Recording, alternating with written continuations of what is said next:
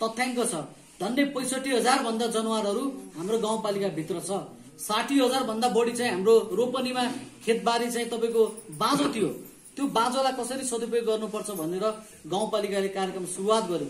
2 वर्षदेखि 15 वर्षसम्म बाँझो रहेका किसानहरू, आफ्नो घर छोडेर थाकथलो बाहिर बस्नेहरू, तपाईहरु आउनुस्, आफ्नो खेतबारी कमाउनुस्।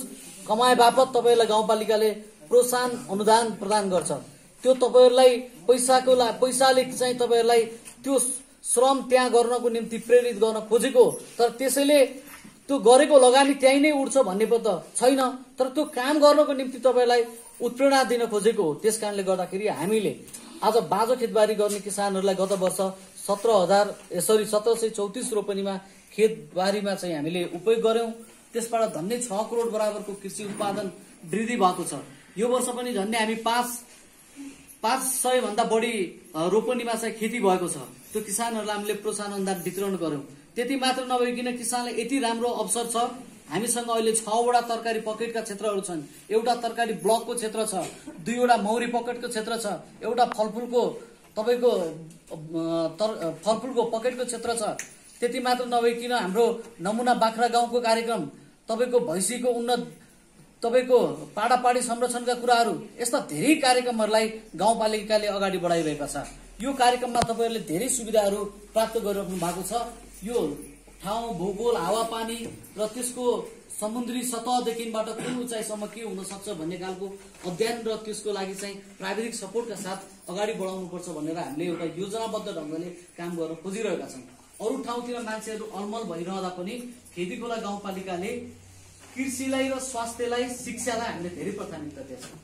हाम्रो टोटल बजेटको धेरै पैसा चाहिँ यसमा केन्द्रित गरिरहेछौं।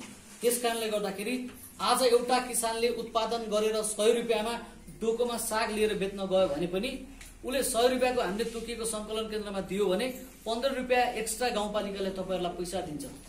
100 को ठाउँमा 15% अनुदान दिने गाउँपालिका यो 753 वटा मध्ये सबैभन्दा पहिलो यो हाम्रो।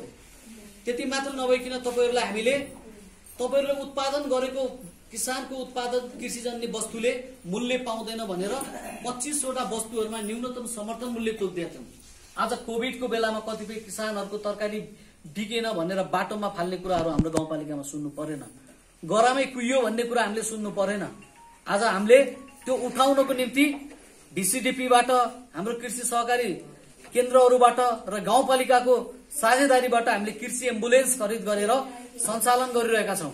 किसानको तपाईहरुको घर दैलोमा आएर किसानको उत्पादितलाई वस्तुलाई किन्दिनको लागि हाम्रो गाउँपालिकाले यति धेरै सुविधा प्रदान गरिरहेको छ। त्यति मात्र नभइकन कृषिमा चाहिँ तपाईहरुले उत्पादन गरेका वस्तुलाई हाम्रो विगतमा धेरै कुराहरू असिनाले क्षति पुर्यायो, अझै त्यसमाथि पनि वन्यजन्तुहरूले क्षति पुर्यायो। अहिले त्यसलाई नियन्त्रण गर्ने, त्यसको किसानको उत्पादन नडुबोस् भनेर 100% 100% नै तपाईको कृषि बीमाको कार्यक्रम हाम्रो गाउँपालिकामा छ।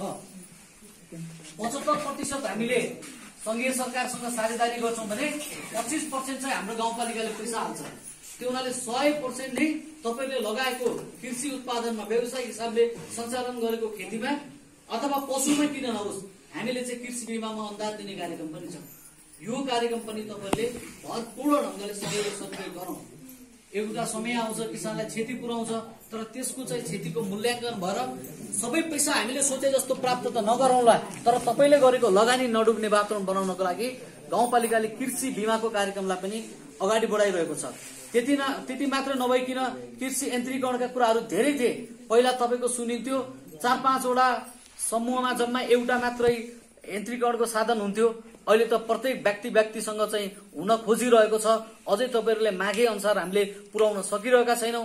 यसमा केही गुनासोहरू अवश्य नै छन्, तर यो कुराहरू हामीले विस्तारै परिपूर्ति गर्दै भोलि जग्गा चक्ला बन्दीको अभियानले त्योसँग पुर्याउन सक्यौं भने हामीले अवश्य पनि अगाडि बढाउने छौं। त्यति मात्र नभइकन हिजो किसानले मूल्य नपाउने कुरा आज किसानले बजारको सुनिश्चित पाएको छ। हिजो तपाईको यहाँबाट झन्डै 8-10 हजारको पनि बिउ नबेच्ने ठाउँ आज 10 लाख 15 लाख सम्मको बिउ यही ठाउँबाट तपाईहरुले बेचिराख्नु भएको छ। र त्यो बिउ उत्पादनमा पनि हाम्रो गाउँपालिकाले 15% अनुदान हामीले यहाँको किसानलाई दिइरहेका छौं। त्यो नगद प्रोत्साहन अनुदान हामीले यहाँबाट दिइरहेको अवस्था पनि छ।